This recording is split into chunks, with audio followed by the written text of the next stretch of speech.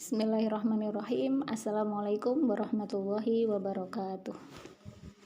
Alhamdulillahirabbil alamin. Asyhadu an la ilaha illallah wahdahu la syarikalah wa asyhadu anna Muhammadan abduhu wa rasuluh. Allahumma shalli wa sallim wa barik ala nabiyyina Muhammad wa ala alihi wa ashabihi wa man da'a ilallahi bidawatil Islam wa man tamassaka bi sunnati ala rasulihi wa man tabi'ahu bi ihsani ila yaumiddin.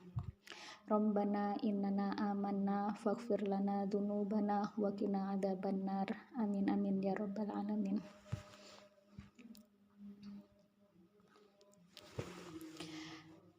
Segala puji bagi Allah Subhanahu wa taala. Bagaimana kabar teman-teman semuanya hari ini? Syukur alhamdulillah ya, kita oleh Allah diizinkan untuk kemudian melanjutkan kajian online kita, yaitu kajian online pasca Ramadan di pekan keempat dari bulan Muharram. Berarti ini Jumat terakhir ya teman-teman di bulan Muharram, yang artinya kita akan berjumpa lagi dengan bulan haram itu sekitar 6 bulan ke depan ya, yaitu bulan Rajab. Bulan Rajab, bulan haram kayak gitu. Jadi senggang, jaraknya agak lama, agak jauh kayak gitu ya dengan bulan Muharram kayak gitu. Semoga kita oleh Allah dijadikan bisa mengoptimalkan amal soleh kita di bulan haram, di bulan Muharram ini, karena memang amal-amal di bulan haram itu ketika kebaikan pahalanya dilipatkan, dan ketika kemaksiatan maka dosanya pun dilipatkan seperti itu. Semoga kita di hari-hari terakhir dari bulan Muharram ini kita bisa memanfaatkannya untuk amal soleh seperti itu. Amin amin ya rabbal alamin. Teman-teman semuanya yang dirahmati oleh Allah Subhanahu wa taala, kita hari ini sampai pada bahasan yang ke-27 sama 28 ya, dari 64 dosa yang dianggap biasa seperti itu. Tak terasa ya teman-teman ya, sudah banyak sekali kita membahas terkait dengan hal-hal dosa yang itu kadang dianggap remeh oleh sebagian orang seperti itu ya. Semoga apa yang sudah kita bahas menjadi ilmu yang bermanfaat bagi kita dan kita meninggalkannya kalau itu memang adalah hal yang diharamkan oleh Allah Subhanahu wa taala seperti itu. Teman-teman rahimakumullah ya, poin yang ke-27 yang akan kita bahas hari ini adalah an-najsu dalam jual beli, dan kemudian yang 28 yaitu berjualan setelah kumandang azan kedua sholat Jumat kayak gitu. Jadi teman-teman, ini poin yang ke-27 terkait dengan jual beli lagi ya. Kemarin kita juga bahas jual beli dan hari ini masih terkait dengan jual beli lagi kayak gitu ya. Kalau kemarin kita mengetahui bahwasanya jual beli itu harus saling ridho ya, sebagaimana Allah sebutkan dalam Quran surat An-Nisa ayat 29 kayak gitu. Nanti bisa diingat-ingat kembali oleh teman-teman ya terkait dengan ayat itu seperti itu. Nah teman-teman, sebelum ke praktek an-najsu atau bai'un najsi ini kayak gitu ya, ada sedikit prolog seperti itu ya, bukan prolog sih sebenarnya ya, karena memang hadis-hadis yang saya cantumkan dalam slide itu sebenarnya itu adalah hadis yang sangat panjang sekali. Itu hanya potongan hadis kayak gitu ya. Jadi prolog saya itu adalah menyampaikan hadis yang agak panjang tadi terkait dengan larangan kita itu untuk melakukan an-najsu tadi itu ya. Apa itu an-najsu? Itu memperdaya ya, praktek memberdaya orang, tipu daya itu ya, memberdaya dalam aktivitas jual beli. Makanya kemudian itu diharamkan oleh Allah seperti itu ya. Jadi Rasulullah SAW itu dalam sebuah hadisnya ya, hadis kalau dalam susunan hadis arba'in itu nomor urutnya yang ke-35 kayak gitu ya. Jadi ini hadis ini mencakup banyak sekali nasihat Rasulullah SAW kepada kaum muslimin dalam beraktivitas bermuamalah dengan sesama manusia. Jadi tidak hanya terkait dengan jual beli aja, tapi terkait dengan muamalah yang lainnya kayak gitu ya. Saya bacakan hadisnya teman-teman. An Abi Hurairah radhiyallahu anhu Qala Rasulullah sallallahu alaihi wasallam, la tahasadu wa la tanajasu wa la tabaghadu wa la tadabaru wa la yabi ba'dukum ala ba'in ba'din wa kunu ibadallahi ikhwana. Al muslimu akhul muslim, la yaklimuhu wa la yakhduluhu wa la ya'dibuhu wa la yahkiruhu taqwa hahuna wa yushiru sallallahu alaihi wasallam ila sadrihi salasa marratin bihasbim ri'im minasyarri ayyahkira akhahul al muslima kullu muslimi ala muslimi haramun damuhu wa maluhu wa irduhu. Artinya dari Abu Hurairah yang Allah meridhoinya, ia berkata, Rasulullah Shallallahu alaihi wasallam bersabda, janganlah kalian saling dengki, janganlah kalian saling memperdaya, janganlah kalian saling membenci, dan janganlah saling menjauhi, dan janganlah membeli barang yang tengah ditawar saudaranya, dan jadilah kalian hamba Allah yang bersaudara. Seorang muslim adalah saudaranya muslim yang lain, tidak mendoliminya, tidak menelantarkannya, tidak mendustainya, dan tidak merendahkannya. Takwa itu di sini, beliau Rasulullah SAW mengisyaratkan ke dada beliau 3 kali. Cukuplah seseorang dianggap berbuat jahat jika dia merendahkan saudaranya muslim. Setiap muslim haram darahnya bagi muslim yang lain, demikian juga harta dan kehormatannya. Jadi hadis ini muttafaqun alaih ya, baik Bukhari, Muslim, Ibnu Majah juga. Jadi ini makanya dikatakan muttafaqun alaih, ya, telah bersepakat para imam hadis, khususnya para imam hadis yang meriwayatkan hadis-hadis sahih, yaitu Imam Bukhari sama Imam Muslim, seperti itu. Jadi teman-teman yang terkait dengan bai'un najsi tadi itu, atau di situ saya tuliskan judul najsu dalam jual beli, yaitu praktek memperdaya atau penipuan dalam jual beli, itu ya, itu saya potongkan hadisnya yang wala tanajasu kayak gitu ya, itu artinya janganlah kalian melakukan najsu. Najsu itu apa kayak gitu ya. Jadi najsu itu gini teman-teman ya, dalam jual beli itu ya namanya penjual ya, biasanya kan pengennya dapatnya keuntungan yang banyak, seperti itu ya. Nah, ketika menginginkan keuntungan yang banyak, itu kadang mereka melakukan aktivitas penipuan atau memperdaya pembeli, seperti itu ya. Nah, ketika si penjual tadi itu melakukan persekongkolan kayak gitu ya persekongkolan dengan orang lain, seperti itu ya, untuk kemudian mengangkat orang lain, seperti itu, untuk kemudian dia menaikkan harga jual barang dia, seperti itu ya. Tapi si orang yang diangkat tadi itu tidak ada niatan untuk membeli, jadi dia hanya untuk yaitu aja memperdaya pembeli yang akan membeli barang itu, supaya kemudian dia membelinya dengan harga tinggi, seperti itu. Ini contoh saya kurang jelas ya. Misalnya gini teman-teman ya, misalkan ada si A ini penjual kayak gitu. Kemudian si A ini memanggil si B seperti itu, atau mengangkat si B itu untuk sebagai pembujuk, seperti itu ya. Pembujuk itu yang mau bagian promosi lah kayak gitu ya. Terus kemudian ketika dia itu si B tadi itu pekerjaannya itu apa? Dia disuruh menaikkan harga jual barang penjual si A tadi itu, misalkan harga jual sebenarnya itu cuma 10.000, kemudian si B ini pura-pura berkomong agak keras gitu di depan barang dagangannya, seperti itu, di depan barang dagangnya si A. Ini saya beli harganya 15.000 ya, saya 15.000 kayak gitu. Padahal di dalam hati dia itu tidak ada keinginan untuk membeli kayak gitu, dia hanya menaikkan harga jualnya aja kayak gitu ya, biar kemudian ketika si C itu ada di sebelahnya gitu, si C kan jadi juga berkeinginan untuk membeli barang yang tadi itu loh, dia akhirnya kan mau membeli harga rendah kan jadi nggak jadi kayak gitu, karena ada si B tadi itu yang mau beli dengan harga yang tinggi seperti itu. Padahal si B tadi itu nggak ada niatan untuk membeli, dia hanya kompor-kompor aja itu hanya ngompor-ngompori aja, ngompor-ngompori si C tadi itu supaya kemudian membeli dengan harga yang mahal.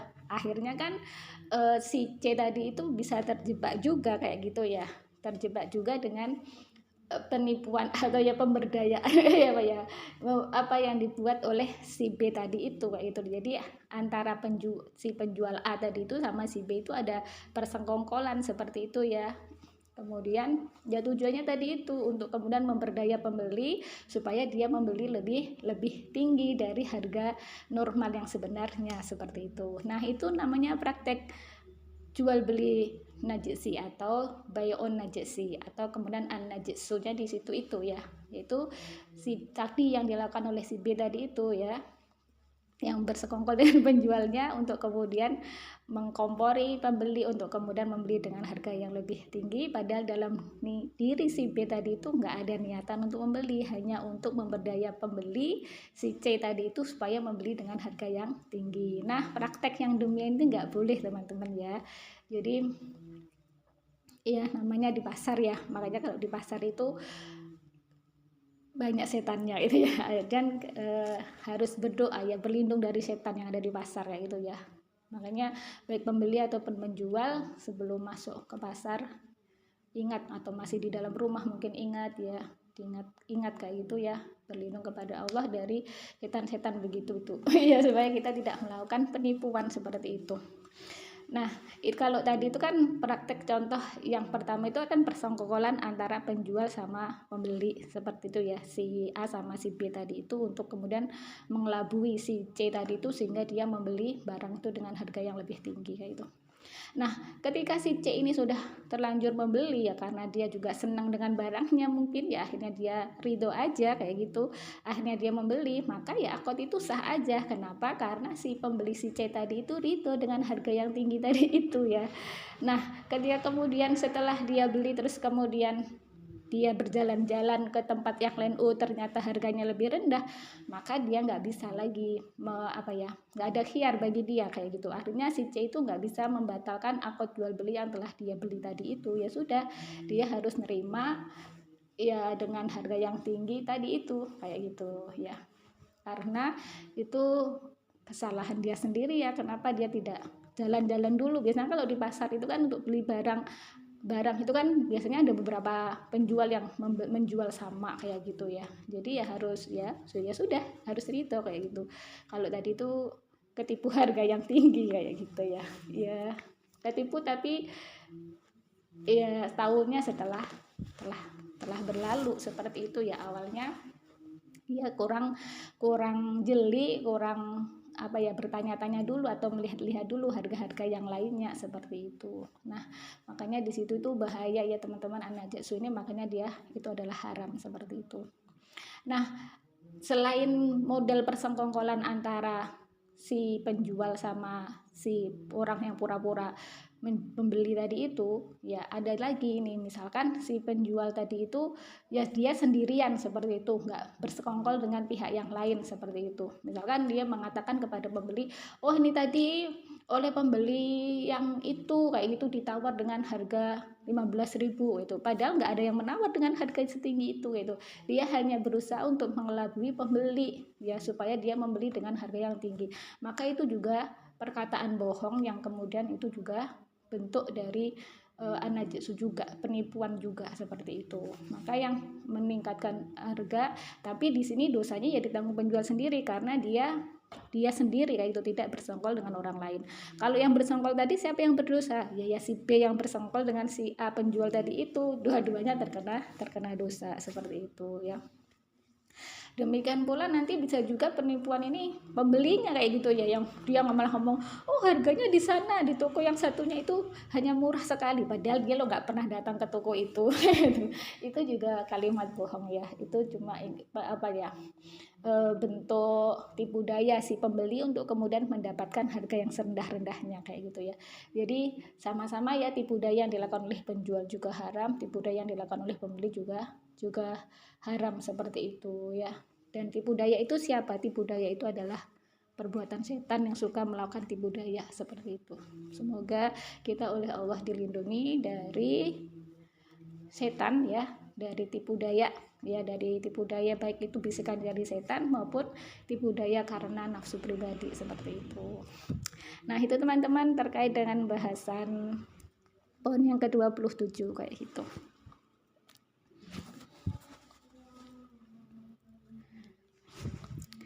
Nah, sekarang kita lanjutkan ke poin yang ke-28, yaitu berjualan setelah kumandang adzan kedua sholat Jumat kayak gitu. Jadi teman-teman semuanya yang dirahmati oleh Allah Subhanahu wa taala kayak gitu ya.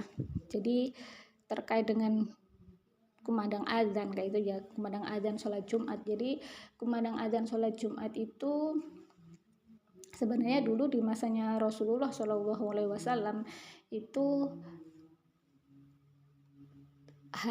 adzannya itu adalah langsung ketika si khotib atau Rasulullah Shallallahu alaihi wasallam itu naik ke mimbarnya seperti itu ya. Tapi kemudian ketika umat Islam itu jumlahnya sudah mulai banyak seperti itu, maka kemudian di masanya Utsman bin Affan itu adzan itu ada adzan sebelum khotib itu memasuki mimbarnya seperti itu. Nah, adzan inilah yang kemudian yang saat ini itu disebut dengan adzan yang pertama kayak gitu ya. Adzannya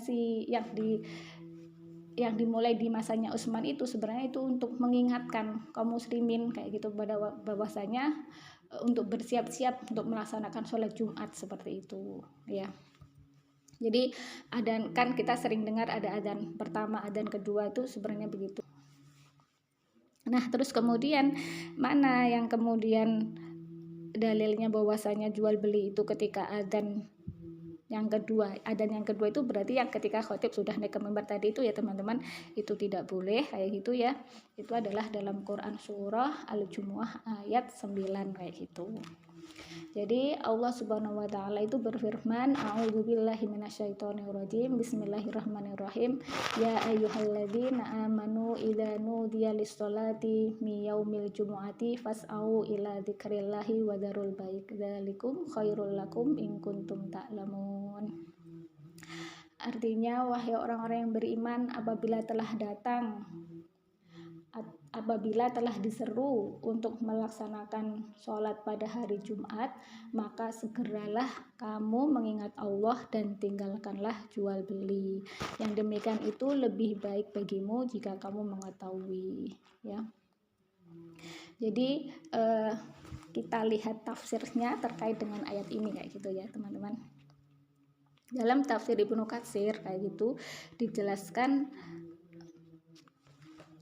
makna dari tafsir dari ayat ke-9 dari Quran surah Al-Jumu'ah itu yaitu pergilah, berniatlah dan bersungguh-sungguhlah dalam melakukannya.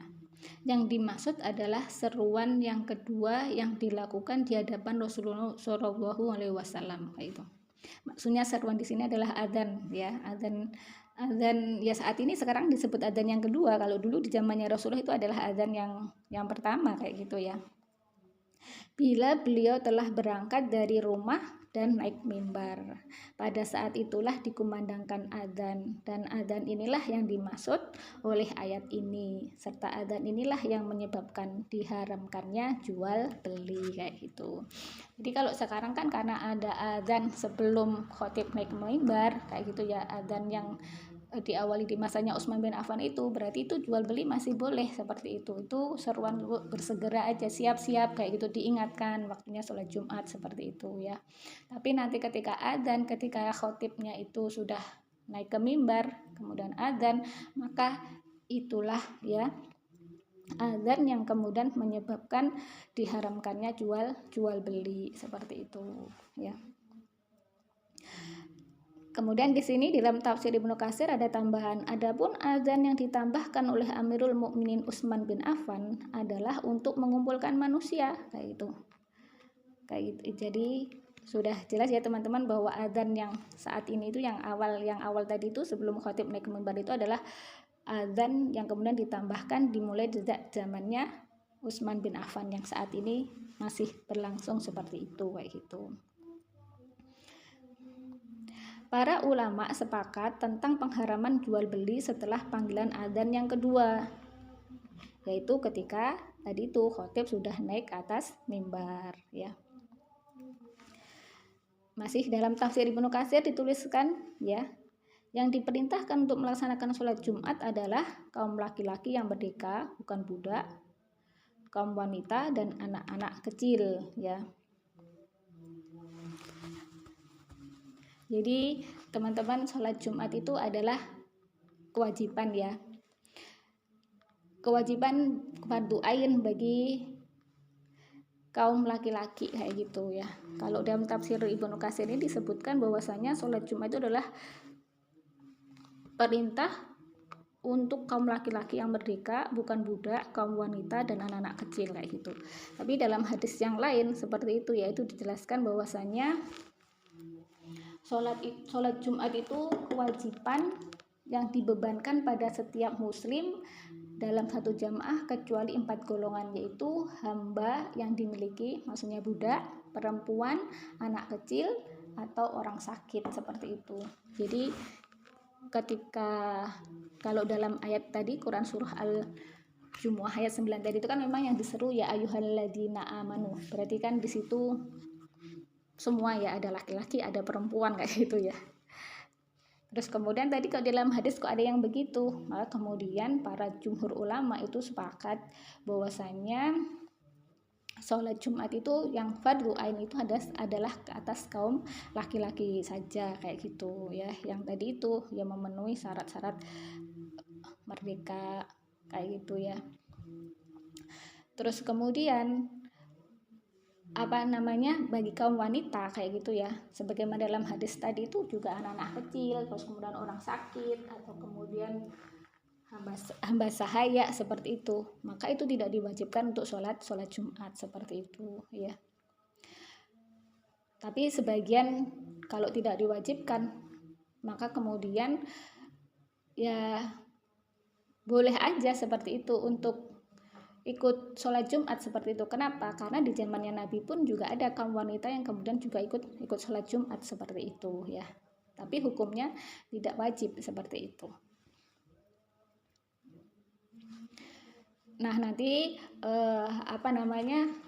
bisa di kalangan ulama bisa beda pendapat juga di kalangan ulama terkait dengan wanita yang ikut sholat Jumat, apakah nanti dia harus mengganti sholat Jumatnya tadi itu mengganti sholat fardunya, ataukah kemudian itu hanya sholat sunnah yaitu jadi hukumnya sunnah aja, maka kemudian dia harus melakukan sholat lagi yaitu sholat duhur. Itu memang ada perbedaan pendapat di kalangan ulama seperti itu ya.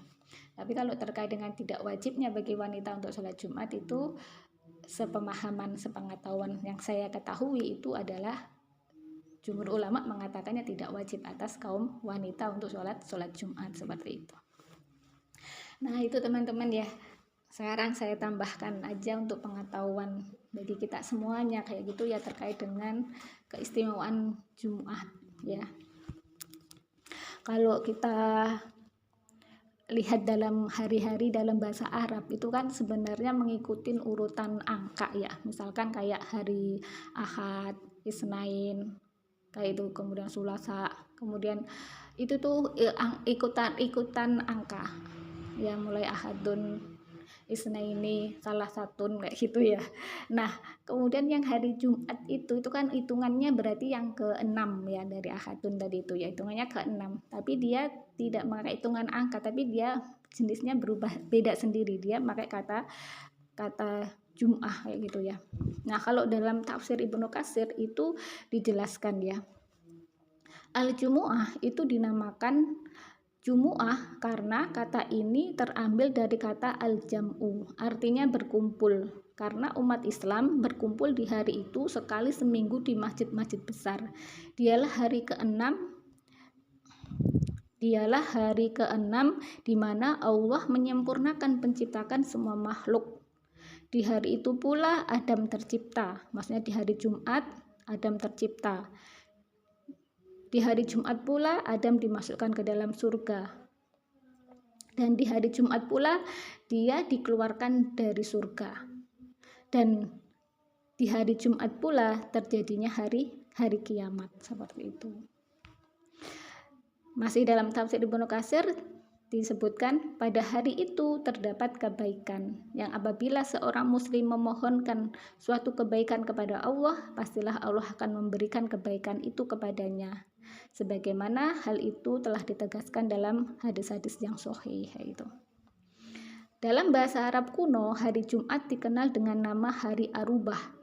Ya, telah ditetapkan pula bahwa umat-umat sebelum kita, maksudnya sebelum Islam, itu telah diperintahkan untuk melaksanakan peribadatan di hari ini. Namun mereka lebih memilih kesesatan. Itu maksudnya sebelum masa Islam itu di hari Jumat itu mereka itu berkumpul tapi bukan dalam beribadah, tapi ya berpesta-pesta, pokoknya dalam hal yang berbau maksiat seperti itu, ya. Baru kemudian ketika Islam datang seperti itu ya, hari Jumat itu dijadikan sebagai hari berkumpulnya kaum muslimin untuk menunaikan ibadah sholat, sekaligus di situ mendengarkan khutbah khotib seperti itu. Jadi masya Allah ya, jadi hari Jumat itu ternyata memang hari yang memiliki banyak keistimewaan teman-teman ya. Semoga kita kayak gitu ya, alhamdulillah oleh Allah dituntun seperti itu ya. Salah satunya bisa melakukan kajian online pasca Ramadan di hari Jumat seperti ini kayak gitu ya. Padahal saya dulu ketika memilih hari Jumat itu cuma mikir senggangnya apa ya, enaknya gitu aja ya. nggak mikir jauh-jauh kayak gitu ya, sampai kemudian apa namanya keutamaan Jumat itu apa itu nggak sampai ke situ, cuman saya mikirnya waktu-waktu luang itu. Biasanya kan kalau hari Jumat itu kan pulangnya orang yang bekerja itu kan juga lebih awal kayak gitu ya. Terus kemudian ibu-ibu yang melakukan aktivitas di rumah itu pun juga kalau habis luhur itu biasanya juga sudah selesai. Cuma gitu aja mikirnya gitu ya. Ternyata setelah tadi setelah membaca atau kemudian menyimak pengajian seperti itu ya, masya Allah ya, alhamdulillah ya, oleh Allah kok kemudian ditunjukkan kayak gitu ya, lakukan kajian online kayak gitu pasca Ramadan di hari Jumat gitu ya. Ya alhamdulillah ya, padahal saya dulu nggak mikir jauh-jauh sampai ke situ ya. Semoga kayak gitu ya, meskipun kita hanya ya berbagi seperti ini ya teman-teman ya, oleh Allah dicatat kayak gitu ya sebagai amal soleh kayak gitu ya, sebagai bentuk yang membagikan kayak gitu ya, menyebarkan apa-apa yang pernah saya dapatkan seperti itu, dan semoga itu menjadi ilmu yang bermanfaat baik bagi saya maupun bagi teman-teman semuanya seperti itu ya.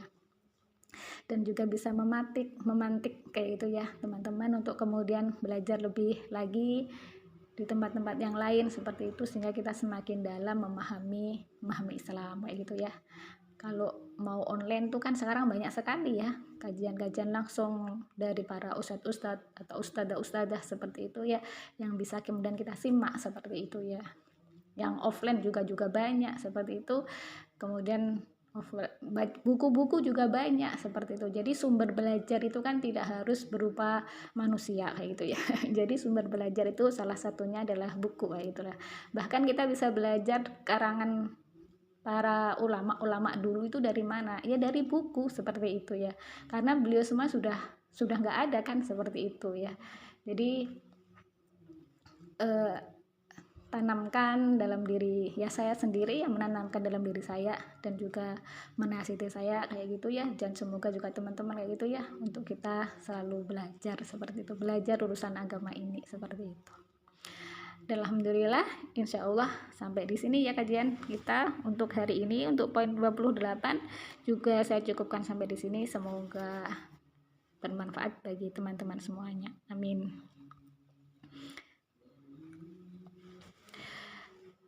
Dan akhirnya mari kita tutup forum kajian online pasca Ramadan kali ini dengan baca istighfar 3 kali dan doa kafaratul majelis. Astagfirullahaladzim, astagfirullahaladzim, astagfirullahaladzim. Subhanakallahumma wa bihamdika asyhadu an la ilaha illa anta astaghfiruka wa atubu ilaik. Al-haqqu min rabbika fala takunanna minal mumtarin. Sesungguhnya kebenaran itu datangnya dari Allah semata, maka janganlah kalian ragu untuk mengambilnya. Dan kalau ada salah dari apa yang saya sampaikan, ada salah kurangnya seperti itu semata-mata kelemahan saya pribadi, mohon dimaklumi dan dimaafkan. Akhirnya saya akhiri, wassalamualaikum warahmatullahi wabarakatuh.